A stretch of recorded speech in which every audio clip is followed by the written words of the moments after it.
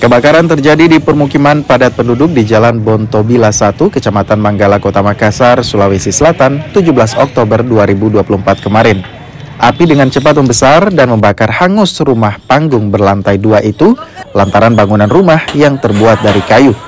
Petugas kebakaran yang dikerahkan berupaya memadamkan api, namun karena lokasi yang berada di dalam gang sempit, membuat petugas harus bekerja ekstra. Api pun baru bisa dipadamkan setelah setengah jam berkobar. Itu rumah apa, Pak? Rumah kayu tadi berlantai 2. Ada berapa unit armada dikerahkan, Pak? Kita kirim 4 unit dari pemadaman, 1 dari rescue.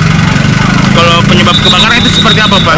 Belum ada kita ketahui masalah penyebabnya. Iya. Kalau untuk proses pemadaman tadi bagaimana, Pak? Ya kan kita sesuaikan dengan prosedurnya. Artinya ada laporan masuk ke kantor, kita terjunkan ke sini sampai sini sudah terbakar. Iya. Sudah terbakar itu artinya kita pada kurang lebih 30 menit kita sudah padamkan ini. Ada hambatan, Pak, dalam proses pemadaman? Masih tidak ada karena lorong kecil masih. Lorong kecil apa ya? Jadi kita cari selang.